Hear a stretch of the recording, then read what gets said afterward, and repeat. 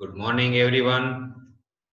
Welcome to our new lecture number 21, Strength of Material.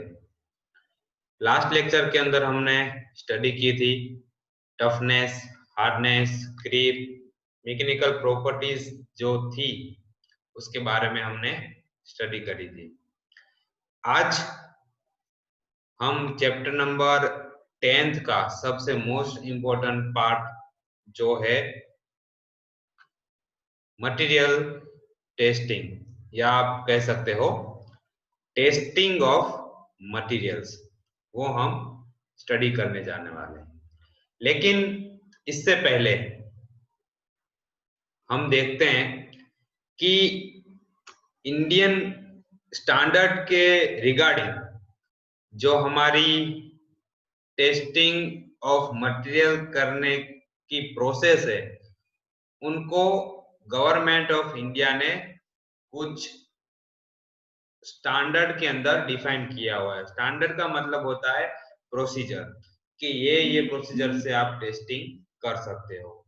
तो यहाँ पर 8 अलग अलग स्टैंडर्ड है जो स्ट्रेंथ ऑफ मटेरियल के अंदर आईएस स्टैंडर्ड तरीके से जाने जाते हैं।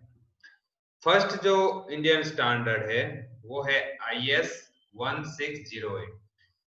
ये स्टैंडर्ड जो है उसके अंदर सब प्रोसीजर दे रखी है कि अगर आपको माइल्ड स्टील का टेस्टिंग करना हो, कौन सा टेस्ट, तो के tension test.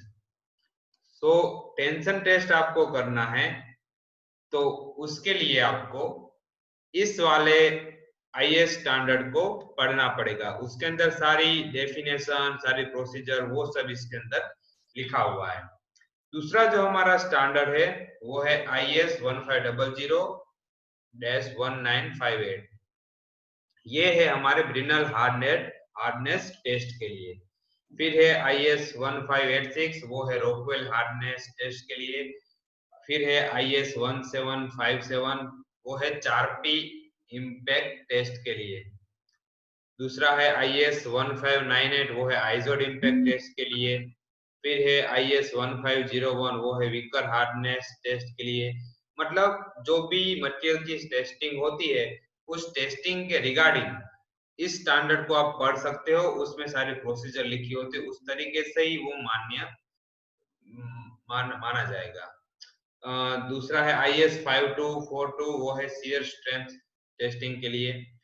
And last one is IS 4071, वो है कंप्रेशन टेस्टिंग के लिए। सीमेंट आपका होता है जो मकान बनाने के लिए आप यूज करते हो, उसके अंदर IS 4031 को आप यूज करते हो। ये सब इंडियन स्टैंडर्ड के कोड भी आप कह सकते हो। ओके, सो इन इंजीनियरिंग વિવિધ એન્જિનિયરિંગ મટીરીયલના પરીક્ષણ માટેના મુખ્ય ટેસ્ટ નીચે મુજબ છે। फर्स्ट आपका टेस्ट आता है टेंसाइल टेस्ट। दूसरा आपका टेस्ट आता है कंप्रेशन टेस्ट। फिर तीसरा जो आपका टेस्ट आता है वो है hardness test. And fourth one is impact test. And fifth one is shear test. Okay, so ये सारी टेस्टिंग जो है वो हम इस चैप्टर के अंदर पढ़ने वाले हैं। तो टेस्टिंग ऑफ मटीरियल નું પરીક્ષણ। તો પદાર્થોનો યોગ્ય ઉપયોગ માટે તેના ગુણધર્મો જાણવા આવશ્ય બને છે તથા તેની ચકાસણી કે પરીક્ષણ માટે વિવિધ પદ્ધતિઓનો ઉપયોગ કરવામાં આવે છે। અહીં પદાર્થોની કેટલીક અગત્યની પરીક્ષણ પદ્ધતિઓ વિશે નીચે મુજબ માહિતી આપવામાં આવી છે। पहला जो हमारा टेस्ट है वो है टेंसाइल टेस्ट। टेंसाइल टेस्ट के रिगार्डिंग हमने चैप्टर नंबर 1 के अंदर जो स्ट्रेस स्ट्रेन डायग्राम हमने पढ़ा था उसके अंदर हमने ब्रीफली डिस्कशन किया था। वापस एक बार हम इधर एक बार पढ़ लेते हैं। तो टेंसाइल टेस्ट क्यों किया जाता है? जो जिस मटेरियल के अंदर डक्टिलिटी है उसके परफॉर्मेंस को मेजर करने के लिए टेंसाइल टेस्ट किया जाता है। टेंसाइल टेस्ट के अंदर अलग अलग पॉइंट्स पे रीडिंग ली जाती है और उसके रिगार्डिंग एक डायग्राम ड्रॉ किया जाता है जिसको स्ट्रेस स्ट्रेन डायग्राम भी हम बोलते हैं। वो आपने चैप्टर नंबर 1 में पढ़ा है अच्छे से। टेंसाइल टेस्ट में ચોક્કસ માપવાળા ટેસ્ટ સ્પેસિમેનનો ઉપયોગ કરી તેની ટેન્સાઇલ ટેસ્ટિંગ મશીનની ફિટ કરી તેના ઉપર ધીરે ધીરે ટેન્સાઇલ લોડ લગાડવામાં આવે છે। एक स्पेसिमेन लिया जाता है जो हमने मेजर किया होता है कि इस डायमेंशन के होना चाहिए और उसको यूटीएम मशीन के अंदर फिक्स करके उसको खींचा जाता है।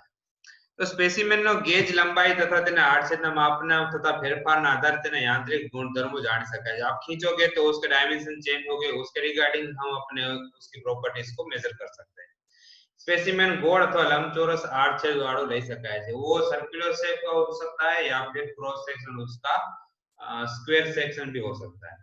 स्पेसिमेन ऊपर मशीन द्वारा धीरे धीरे लगाडવામાં આવતો ટેન્સાઇલ લોડ સ્પેસિમેન તૂટે ત્યાં સુધી લગાડવામાં આવે છે તથા વિવિધ તબક્કે તેની ગેજની લંબાઈ, આડછેદ વગેરેમાં થતો ફેરફાર નોંધવામાં આવે છે। એના આધારે સ્ટ્રેસ સ્ટ્રેન ડાયાગ્રામ તૈયાર કરી શકાય છે।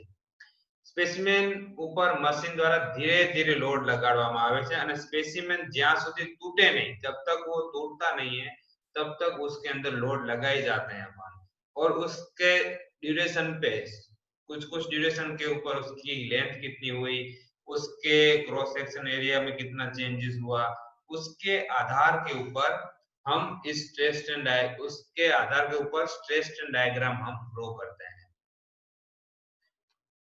सो हियर आपको दो डायग्राम दिख रहे हैं।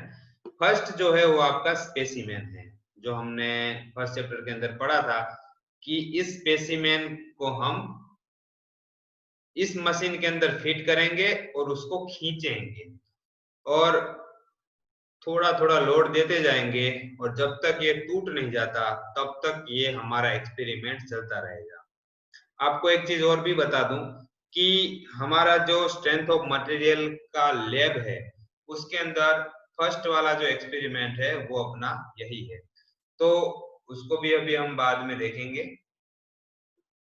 फर्स्ट डायग्राम के अंदर स्पेसिमेन दिखाया गया है और दूसरे डायग्राम के अंदर टेंसाइल टेस्टिंग मशीन आपको शो हो रहा है। ठीक है, अब उस मशीन के अंदर हमने रीडिंग जो ली उस रीडिंग के हिसाब से हम ये वाला स्ट्रेस स्ट्रेन डायग्राम ड्रॉ कर सकते हैं। तो लो कार्बन स्टील ना एक स्पेसिमेन माटेनो लोड एक्सटेंशन डायग्राम दर्शावे छे। आम टेंसाइल टेस्ट ની મદદથી પદાર્થના કેટલાક અગત્યના ગુણધર્મોનો વિશેષ ખ્યાલ આવે છે। ठीक है, तो ये हो गया हमारा फर्स्ट टेस्ट जिसका नाम है टेंसाइल टेस्ट। ओके, अब हम बात करते हैं हमारे जो लैब मैन्युअल है उसके रिगार्डिंग। सो लैब मैन्युअल के अंदर हमारा फर्स्ट एक्सपेरिमेंट है जिसका नाम है to carry out tensile test of the metal.